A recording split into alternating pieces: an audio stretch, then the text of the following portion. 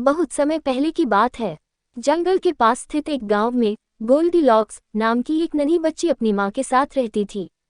उसके बाल सुनहरे थे और उसमें कई लंटे थे, इसलिए सब उसे गोल्डीलॉक्स बुलाते थे।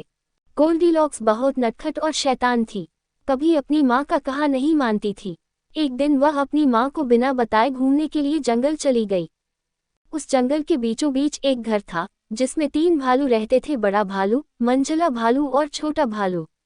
उस दिन तीनों ने लिए नाश्ता बनाया और अपनी अपनी कटोरी में निकालकर टेबल पर रख दिया। नाश्ता बहुत गर्म था, इसलिए वे उसे ठंडा होने के लिए छोड़कर जंगल में टहलने चले गए। वे तीनों जैसे ही अपने घर से निकले, गोल्डीलॉक्स उनके घर पहुंच गई। उसने उनके घर का दरवाज़ा खटखटाया, लेकिन घर पर कोई था ही नहीं, इसलिए किसी ने दरवाज़ा नहीं खोला। कुछ देर वह दरवाजे पर ही खड़ी रही, फिर दरवाजे को धक्का देकर देखा, दरवाज़ा खुल गया तो वो अंदर चली गई। अंदर जाकर उसने देखा कि एक टेबल पर 3 कटोरियों में नाश्ता रखा हुआ है। सबसे पहले उसने सबसे बड़ी कटोरी का नाश्ता चखा। वह बहुत गर्म था, इसलिए उसने उसे नहीं खाया।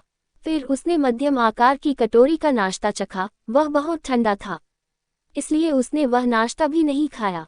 अंत में उसने सबसे छोटी कटोरी का नाश्ता चखा, वह न ज्यादा गर्म था न ज्यादा ठंडा।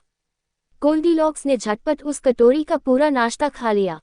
वह थकी हुई थी, पास ही उसे 3 कुर्सियां दिखाई पड़ी।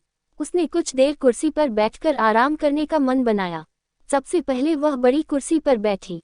वह कुर्सी बहुत बड़ी और सख्त थी, इसलिए तुरंत उठकर वो दूसरी कुर्सी पर बैठ गई। वह कुर्सी पहली कुर्सी से थोड़ी छोटी थी और बहुत नरम थी, इसलिए वह उस पर भी नहीं बैठी। सबसे छोटी कुर्सी ठीक थी, न ज्यादा सख्त न ही ज्यादा नरम। वह उस पर बैठ गई, लेकिन वो कुर्सी उसका भार नहीं सह पाई और टूट गई। तब गोल्डीलॉक्स सीढ़ियां चढ़कर ऊपर चली गई। वहां एक कमरे में 3 पलंग लगे हुए थे, सबसे बड़ा पलंग, मध्यम आकार का पलंग और सबसे छोटा पलंग। वह थकी हुई थी और नाश्ता करने के बाद उसे नींद भी आ रही थी, इसलिए वह सबसे बड़े पलंग पर लेट गई। लेकिन वह पलंग उसके लिए बहुत बड़ा और सख्त था। वह उठ गई और मध्यम आकार के पलंग पर लेट गई। वह पलंग बहुत नरम था, इसलिए वह सबसे छोटे पलंग पर लेट गई। वह न तो ज्यादा सख्त था न ही ज्यादा नरम। वह पलंग आरामदायक था, इसलिए उस पर गोल्डीलॉक्स को तुरंत नींद आ गई। वह सो ही रही थी कि तीनों भालू जंगल से लौट आए। उन्होंने देखा कि उसने घर का दरवाज़ा खुला हुआ है। जैसे ही उन्होंने अंदर कदम रखा तो बड़ा भालू चिल्लाया, अरे मेरी कुर्सी पर कोई बैठा था। मंझला भालू चीखा, मेरी कुर्सी पर भी कोई बैठा था। छोटा भालू उदास होकर बोला, मेरी कुर्सी पर भी कोई बैठा था और उसने मेरी कुर्सी तोड़ दी। जब वे नाश्ता करने टेबल के पास आए तो बड़ा भालू चिल्लाया, अरे कोई मेरा नाश्ता खा रहा था। मंझला भालू बोला, मेरा नाश्ता भी कोई खा रहा था। छोटा भालू रोते हुए बोला, किसी ने मेरा पूरा नाश्ता खा लिया। उसके बाद वे तीनों ऊपर गए। वहां अपने कमरे में पहुंचकर बड़ा भालू गुर्राया, कोई मेरे पलंग पर सोया था। मंझला भालू भी बोला, मेरे पलंग पर भी कोई सोया था। छोटा भालू जोर से चीखा, मेरे पलंग पर कोई सो रहा है। आवाज सुनकर गोल्डीलॉक्स की नींद टूट गई। उसने आंखें खोली तो अपने सामने 3 भालुओं को देखा। वह डर के मारे जोर से चीखी और खिड़की से बाहर कूद गई। नीचे घास का ढेर पड़ा था, वह उस पर गिरी। तब तक तीनों भालू भी नीचे पहुंच गए थे।